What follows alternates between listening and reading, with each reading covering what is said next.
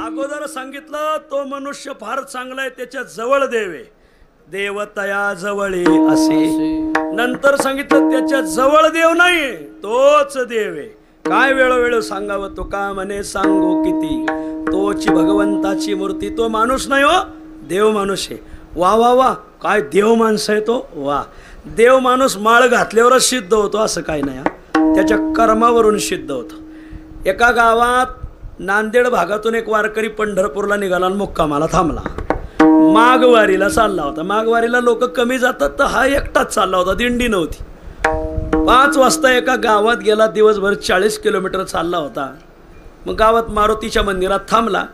थांबल्यानंतर मग दिवाबत्ती करायला काही मंडळी आले. राम राम राम राम. कुठून आले? नांदेड. चालले कुठं? पंढरपूरला माघवारीला चाललो. मुक्काम आहे का? हो. थांबा थांबा, इथं मुक्काम करा, पाणी बिणी सगळी सोय इथं. दिवाबत्ती करणाऱ्याने दिवाबत्ती केली, निघून गेले. पण जेवायला चला कोणी म्हणलं नाही, नेमाने दिवाबत्ती करीत होते. वा.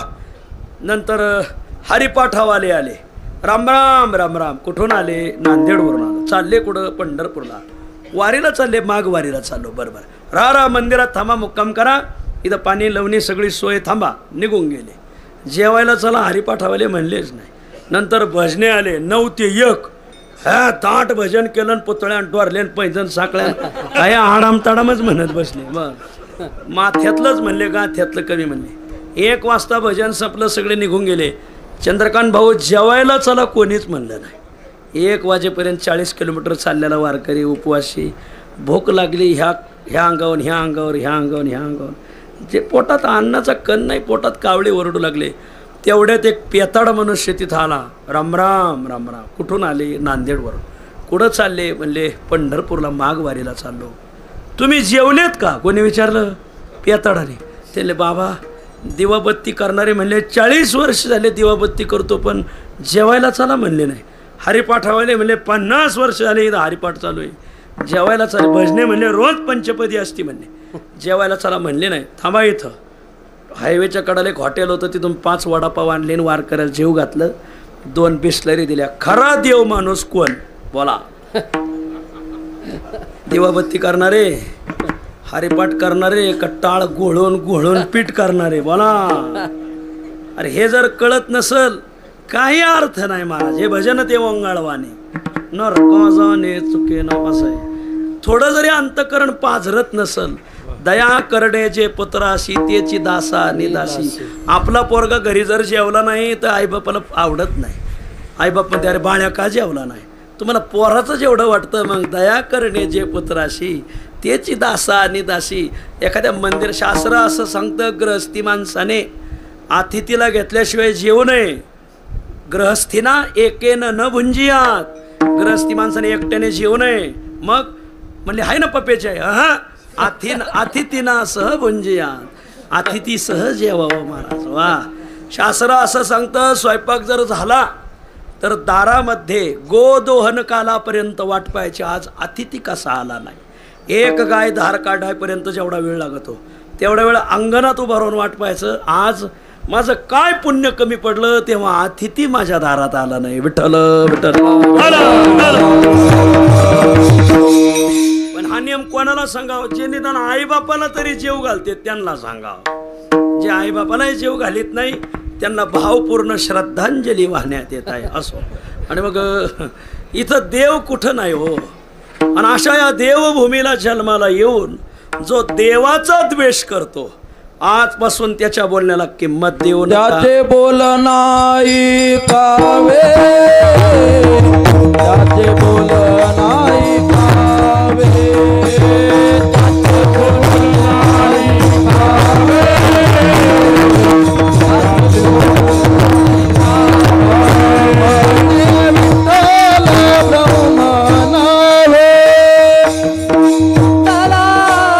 ब्रह्मनो हे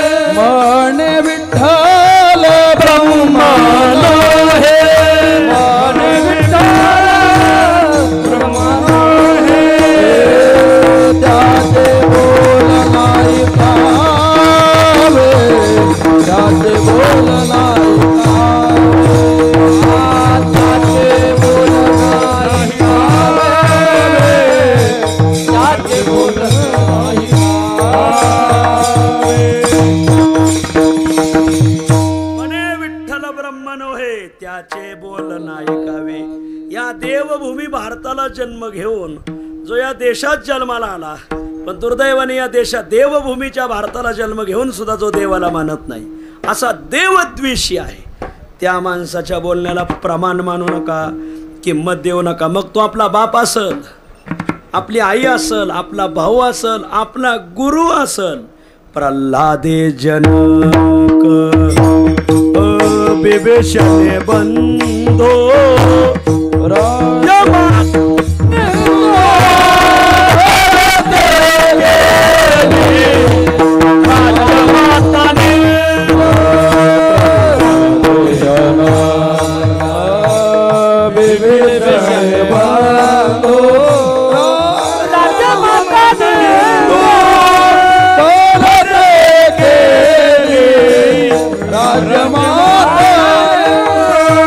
प्रल्हादे जनक बिभीषणे बंधू राजमाता लिंधू करते गेली राजमाता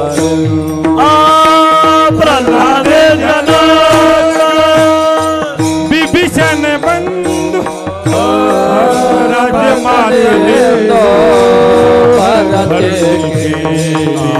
राजमाता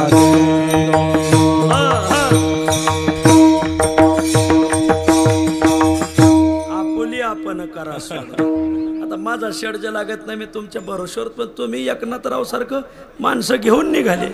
अरे मला एकटं काय ठेवताय?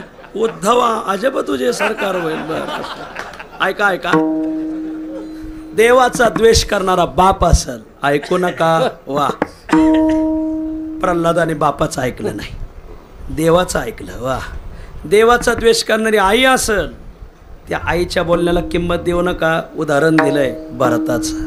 देवाचा द्वेष करणारा भाऊ असल, काय भाऊ वजनदार होता महाराज, 14 चौकड्या राज्य लंका नाथा. वा, तो का म्हणे ज्याची संपदा एवढी, हा तो का म्हणे ज्याचे देव बांधवडी, असा. पण त्याही भावाचं बिभीषणाने ऐकलं नाही. व आज गावगाव बिभीषण नावाचा माणूस सापडन, रावण नावाचा सापडायचा नाही. असल मानलं पाहिजे, त्यांना आईबापाला मानलं पाहिजे. तो का म्हणे धन्य वंश त्या नराचा, आयशा निश्चयाचा मेरू झाला, मानलं पाहिजे. वा, हा हा, लेकरं वाचाना गेल्यावर ठेवतात म्हणते. लेकराला वाचायला शिकवा. बर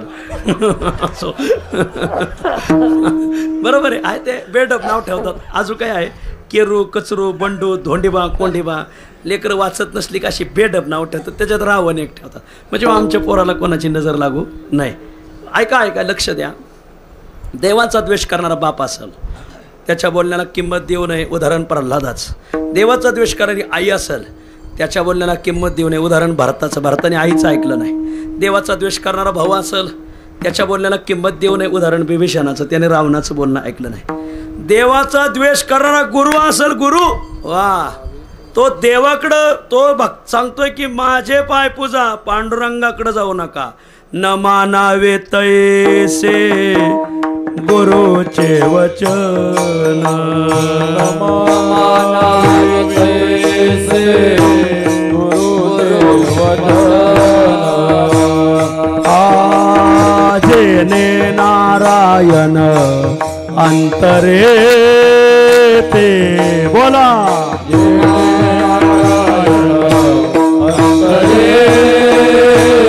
आड आला म्हणून ओढीला डोळा, आड आला म्हणून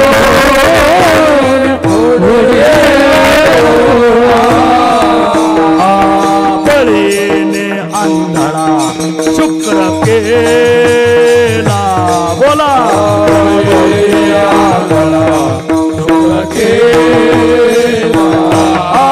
बळीने आंधळा शुक्र केला.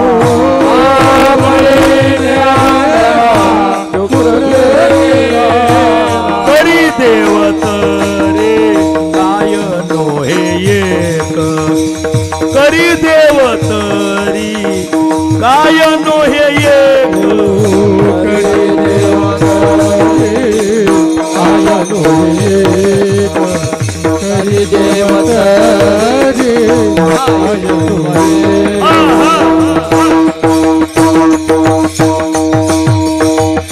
न मानावे तैसे गुरुचे वचन, जेने नारायण अंतरे ते उदाहरण द्या. आडा आला म्हणून फोडी आला डोळा. कोणाचं उदाहरण सांगताय? बळी भाऊचं सांगतो. आपलं बळीने आंधळा शुक्र केला. वा करी देव तरी काय नव्हे एक, का तुम्ही पृथक शिना वाया. वा म्हणून देवद्वेषी मनुष्य असेल, मग तो आई असो, बाप असो, भाऊ असो, गुरु असो. सध्या लोकांनी गुरुभक्ती लोकातले रुजवली, देवभक्ती रुजवली पाहिजे महाराज. वा कारण कोणता गुरु कसा व्हायरल होईल काही सांगता यायचं नाही. म्हणून देवाकडं चला. वा सांगायचा भाव असा आहे. आणि म्हणून गरजा महाराष्ट्र माझा. तर देवाला देवद्वेषी. दुसरा सांगितलाय मिथ्याभाषी. मिथ्याभाषी म्हणजे ह्या बोटाचा थुंका ह्या बोटावर करतोय, ह्या बोटाचा थुंका ह्या बोटावर करतोय. वरल्याळेली एक बोलतो, मधल्याळेली एक बोलतो, खाल्ल्याळेली एक बोलतो. असा मिथ्या भाषण करणार आहे. जवळूनच येतो पण पाकिट वाढून भेटावं म्हणून नाक पुरवून आला असं म्हणतो. तर अशा भामट्याचे काय ऐकू नये महाराज. लबाडे लटिक्याची वाणी, वचनाचा संवाद, नाही कोणा वाद रुचोय. पण सध्या असलेलाच भाव आलाय का बसलेलेच भामटे विठ्ठल विठ्ठल. म्हणून समान सत्तेत साधक बाधक व्यवहार होतोय महाराज. वा सत्ता समान झाली ना दोन्हीची महाराज. असं आहे. तुम्हाला ते कळत नाही. वेदांत शास्त्र हे चांगलंच आहे बरं. असं असं लबाडाला किंमत आली कलियुगात, हे वैशिष्ट्य आहे. असं मिथ्याभाषी, देवद्वेषी, मिथ्याभाषी. पुढं सांगतात निराधार, ज्याच्या बोलण्याला आधार नाही अशा लोकांच्या बोलण्याला किंमत देऊ नका. एक जण पत्रिका घेऊन आला, लग्नाची पत्रिका घ्या, लग्नाला यावं लागेल, तुम्हीच यायचं, प्रतिनिधी पाठवायचा नाही, फोन करायचा नाही, तुम्ही स्वतः लग्नाला यायचं. येतो बाबा, लग्न कोणाचं आहे? म्हणजे मारुतीरायाच्या मुलीचं आणि भीष्माचार्याच्या मुलाचं. आता या लग्नाला काय आधार आहे का? बोलतोय बबड्या तू, पण हे बोलणं निराधार आहे. आणि म्हणून ज्या बोलण्याला आधार नाही, काही आधार वाचून पुढे नचले वचन, पुढे नचले वचन. काही आधार वाचून पुढे नचले वचन, पुढे नचले वचन. आधार वाचोनी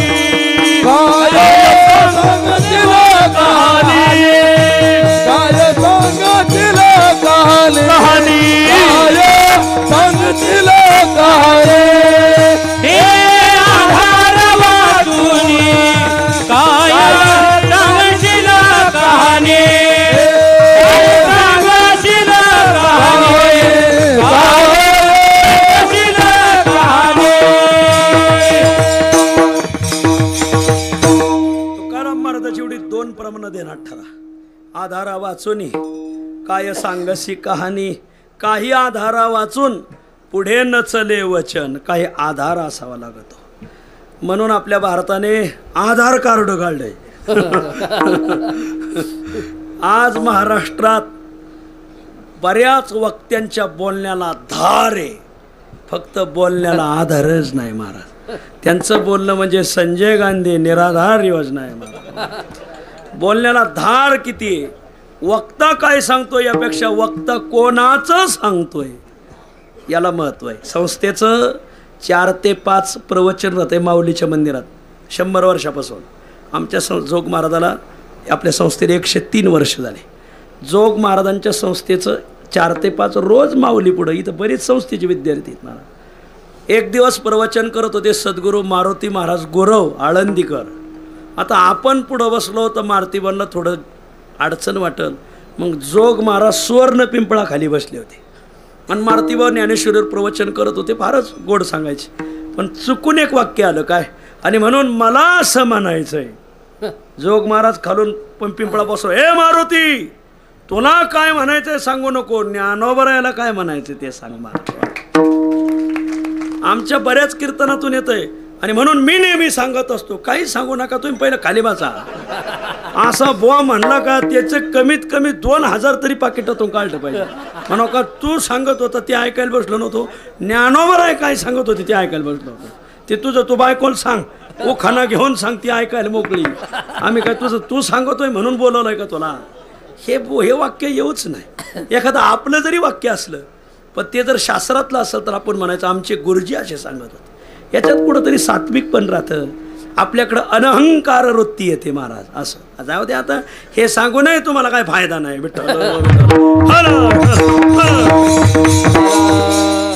गुण येत असेल तर इंजेक्शन द्यावं, येणारच नाही गुण म्हणल्यावर काय द्यावं. बरं असं निराधार जो ज्याच्या बोलण्यामध्ये आधार नाही त्या माणसाच्या बोलण्याला किंमत देऊ नका. देवद्वेषी मिथ्याभाषी निराधारो ननुभवी अननुभवी असा अर्थ आहे त्याचा.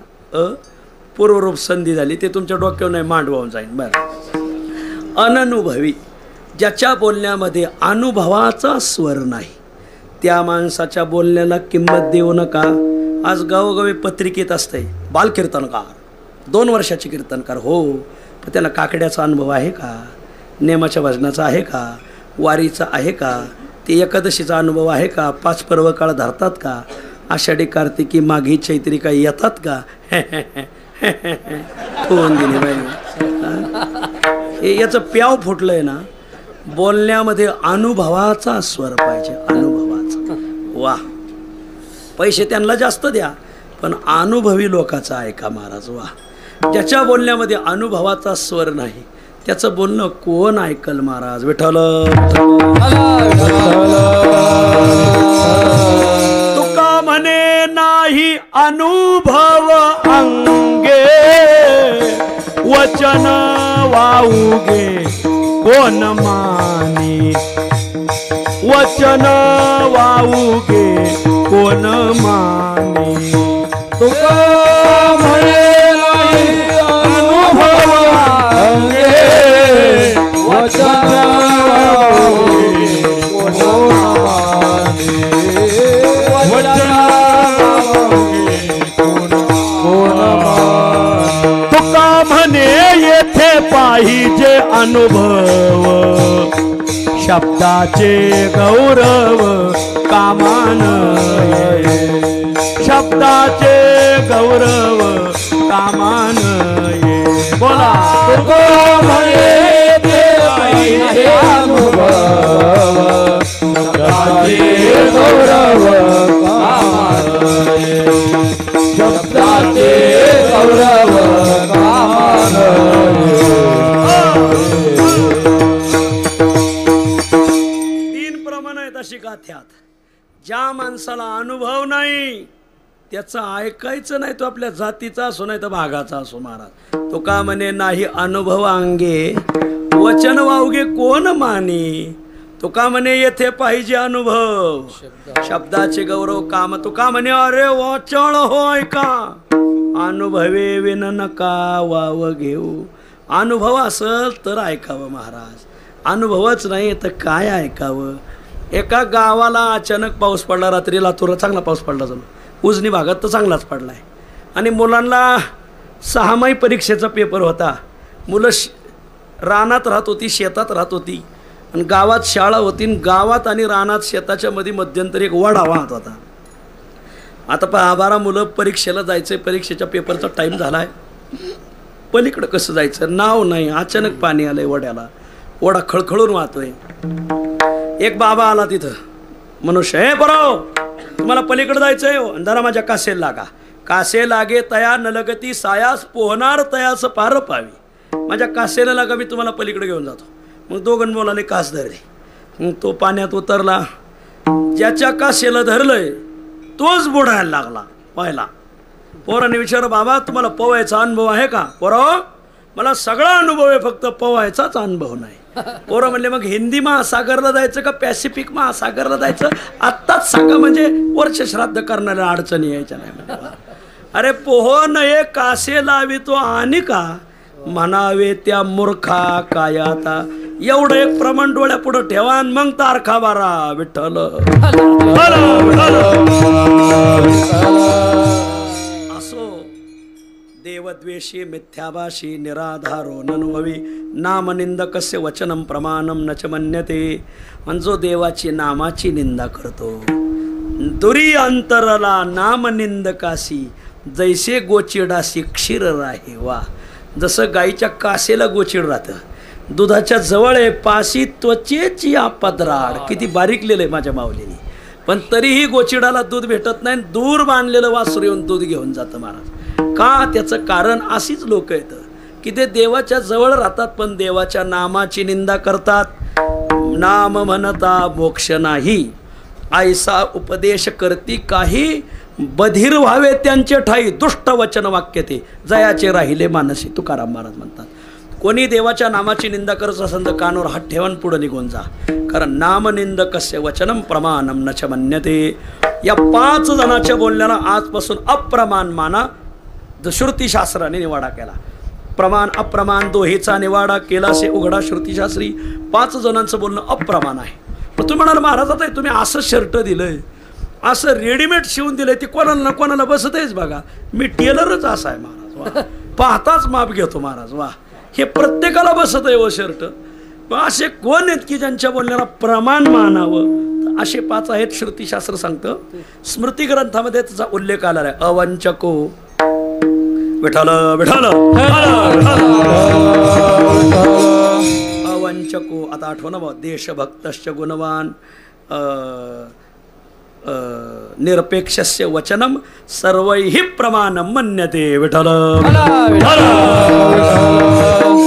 अवंचको सत्यवादी देशभक्तश्च गुणवान निरपेक्षस्य वचनम सर्वैहि प्रमाणम मन्यते. वा, अवंचकः. अवंचकः म्हणजे जो कोणाच्या दीड दमडीला लाजिंदार नाही. वा, आपण आपल्या हातात हिशोब आहे, पण हिशोब झाल्यानंतर आपले 500 रुपये टाकतोय, त्याच्यातून समाजाला हिशोब देऊन मोकळा होतो. आपल्याकडं कोणाचं दीड दमडी ठेवू नका. राहो नेदी बाकी दान ज्याचे त्यासी टाकी, जाय तिकडे पावे मान. चाले बोलिले वचन, राहो नेदी बाकी दान ज्याचे त्यासी टाकी, जाय तिकडे पावे मान. चाले बोलिले वचन.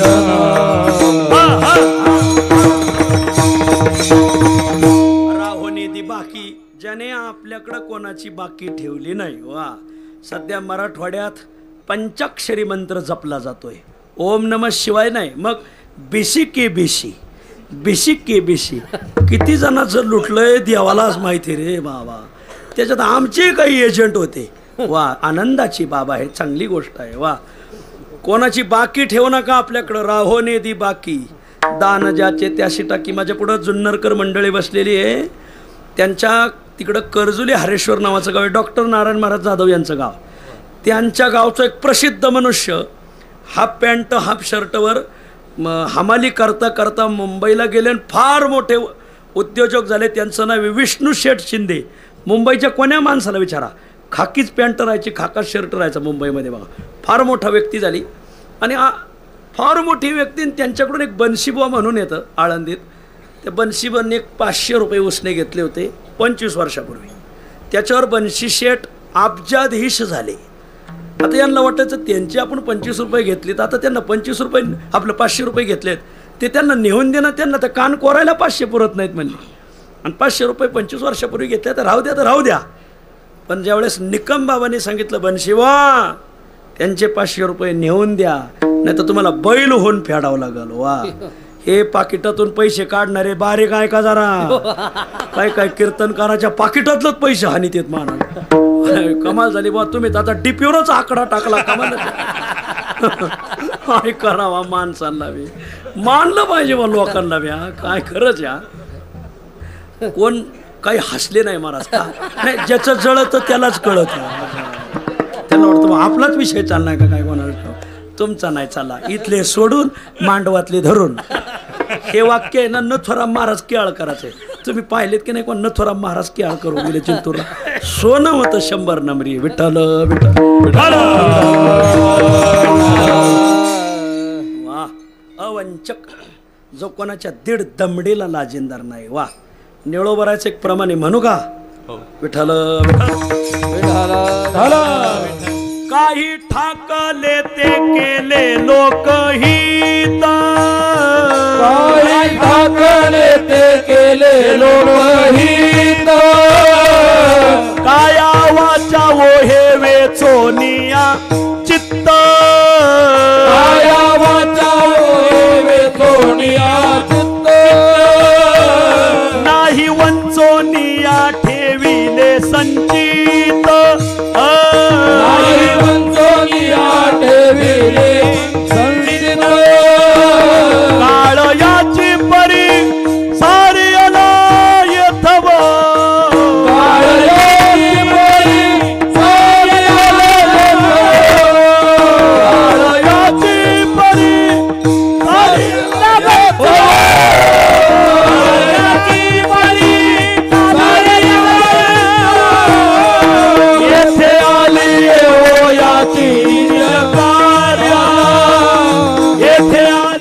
तुम्हाला नांदेड जिल्ह्यात एक कीर्तनकाराचं नाव सांगतो.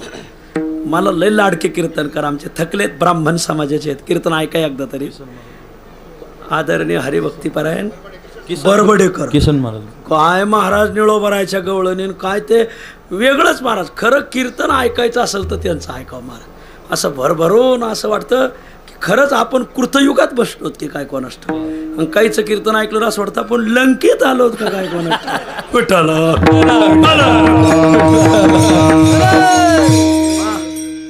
काही ठाकले ते केले. पाठ करा अमोल, वा एवढं पाठ करा. निळोबरायची गवळण नाही. काही ठाकले ते केले लोकहित, आम्ही आमच्या जीवनामध्ये समाजाचं हित केलं. वा, काय काही ठाकले ते केले लोक, काया वाचा वो हे वेचोनिया चित्त, काया वाचा मनाने समाजाच्या लोकहिताचा विचार केला. नाही वंचोनिया ठेवेले संचित, काही गोळा करून ठेवलं नाही. काळ याची परी सारी याला येथव, येथे आली हो याची निज कार्य. वा, गोडे निळोबराची गवळण पाठ करा. अवंचक, जो कोणाच्या दीड दमडीला लाजिंदार नाही, त्याच्या बोलण्याला किंमत द्या. मग तो आपल्या जातीचा असो वा नसो, भागात तुमचं कल्याण करायचं असेल तर ऐका, तुमची भिवंडी करायची असेल तर ऐकू नका. मग आता हे कल्याण करायचं असेल त्याच्या भागाचा विचार करू नका, जातीचा करू नका, त्याच्या पक्षाचा करू नका. हे ऐका, जो अवंचक आहे त्याच्या बोलण्याला प्रमाण माना. अवंचका सत्यवादी, ज्याच्या बोलण्यामध्ये सत्याचा स्वर आहे. माणसाने सत्याच्या पक्षात असावं का सत्तेच्या पक्षात असावं? बोला बोला बोला बोला. सत्याच्या पक्षात असावं का सत्तेच्या? अहो, सत्तेला 5 वर्षांनी उतरती कळा आहे. महाराष्ट्रात 2.5 वर्षातच उतरती कळा लागती. असो, आणि इथं सत्तामेव जयते नाही, सत्यमेव जयते. इथं सत्याचा विजय होत असतो. सत्याच्या पक्षात राहा. जो सत्यवादी आहे त्याच्या बोलण्याला किंमत द्या. महाभारतामध्ये कौरव पांडवामध्ये पांडवात सत्यवादी होता युधिष्ठिर. युधिष्ठिराचं नाव युधिष्ठिरच आहे. युधिस्थिर इति युधिष्ठिर. बरं, ते डोक्यावरून जाईन. बरं, युद्धामध्ये जो स्थिर राहतो, युधी ही युद्ध सप्त युद्ध पदाची सप्तमी आहे. वा, युधिस्थिर इति युधिष्ठिर. असो, ते व्याकरण शिकलं का तिकडं जातच माणूस महाराज. वा, शिकू नका, शिकरण शिका. बरं, तर युधिष्ठिर पण जन्मभर सत्याने वागला, धर्माने वागला, म्हणून लोकांनी त्यांना आवडीने धर्मराज नाव ठेवलं. कौरव पांडवाचं युद्ध सुरू झालं. पांडवाने कौरवाला मारायचा सपाटाच लावला. सपाटा लावल्यावर मग दुर्योधनाला काळजी पडली, आपण युद्ध हरू, मग आपल्याला काहीतरी कवच निर्माण करावं लागेल.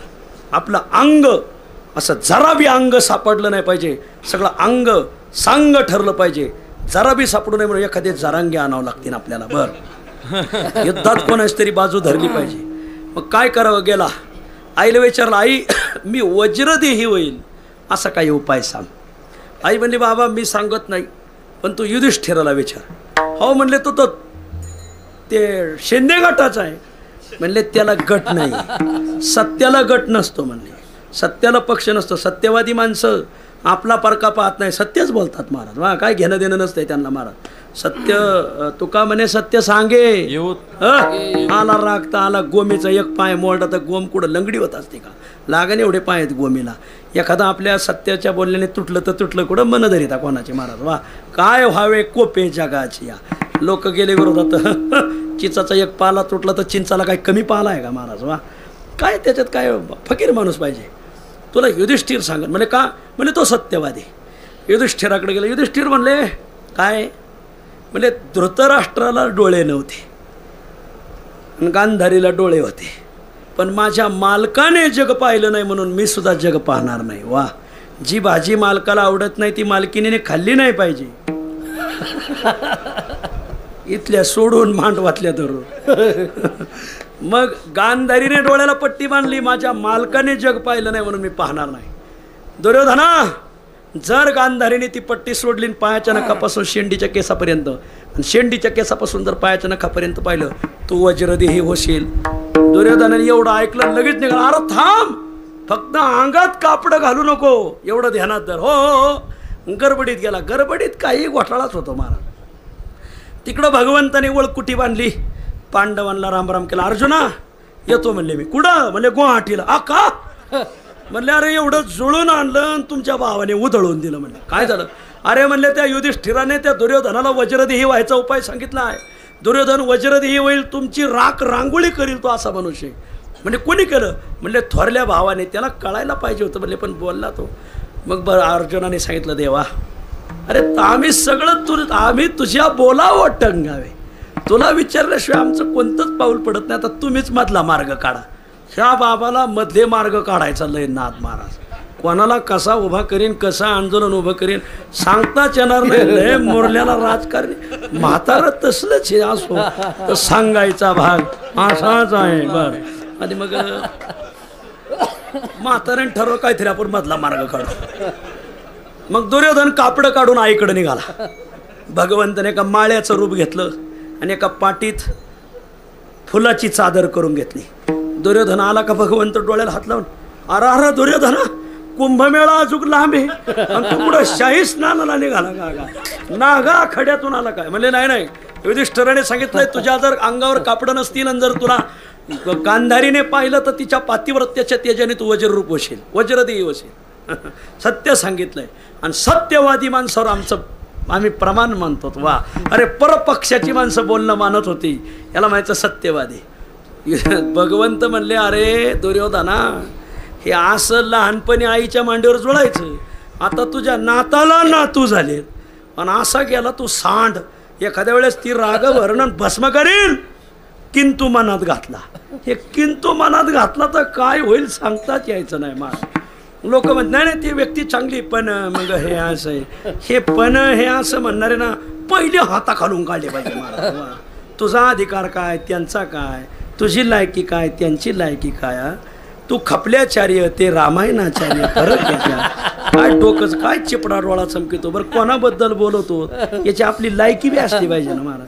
काही लईच भावला जन्मलेत गाव तसलेलाच भाव आला, निळा म्हणे वाडे भाव. आणि मग काय करू? कापडं घालू नको, पण फुलाची चादर घालायला का हरकत आहे? आणि मग फुलाची चादर कमरेपासून गुडघ्यापर्यंत घातली.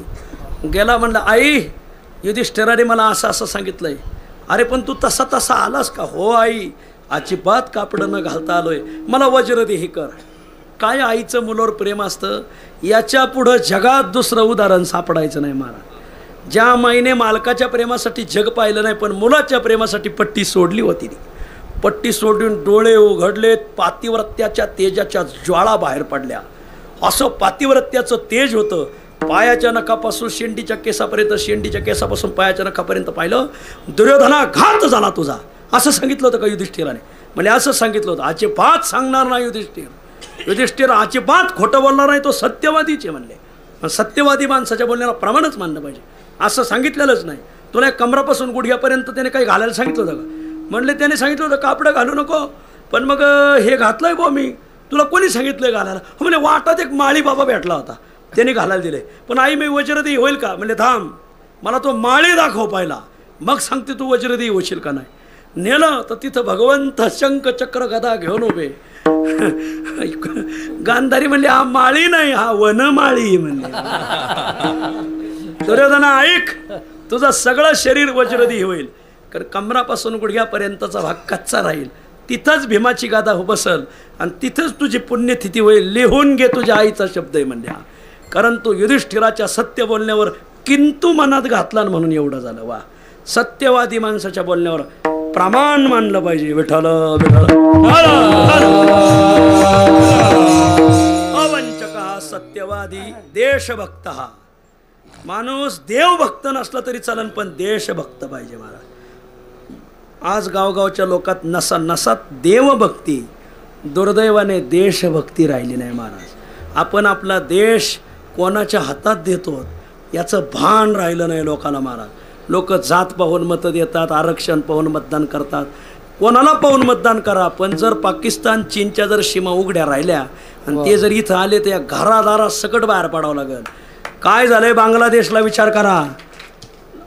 अनेक वर्षाची संपत्ती सोडून लोकांना घरदार सोडून जावं लागलं. काय झालं अफगाणिस्तानला पहा. शेजारच्याचं पेटलंय म्हणजे आपलं पेटणार नाही हे कशावरून. आणि म्हणून देशभक्त आहे त्याच्याच बोलण्याला किंमत द्या. विठ्ठल.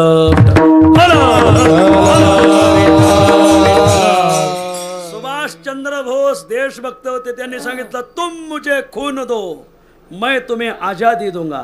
अहो मरायसाठी माणसं आझाद हिंद सेनेमध्ये आले. हजारोनी युवकांनी भरती झाले. देशभक्तीचा लढा उभारला आणि देश स्वातंत्र्य केला. तुम मुझे खून दो मैं तुम्हें आजादी दूंगा या वाक्यावर लोकांनी श्रद्धा ठेवली. का? त्यांना माहिती होतं यांच्या बोलण्यात देशभक्तीचे स्वर आहेत. अवंचक हा सत्यवादी देशभक्तश्च गुणवान. गुणवानाच्या बोलण्याला किंमत द्यावी. व्हावा वाटे जना.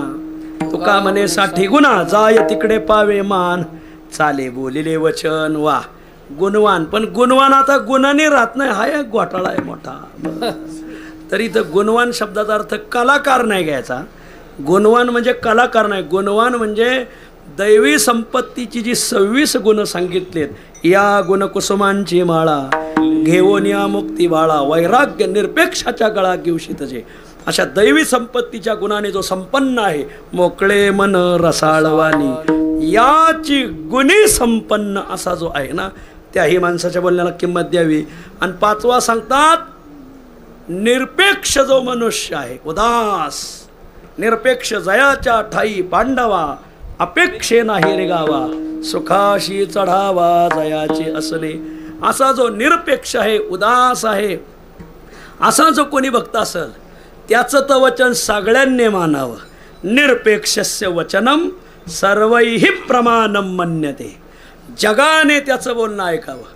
अरे जग त्याच्या बोलण्याला प्रमाण मानिल यात नवल काय. जगाचा जनिता, विश्वाचा मालक विश्वंभर सुद्धा त्याच्याच बोलण्याला प्रमाण मानतो. अभंगाच्या पहिल्याच्या प्रमाण त्यांच्या बोला. प्रमाण त्यांच्या बोला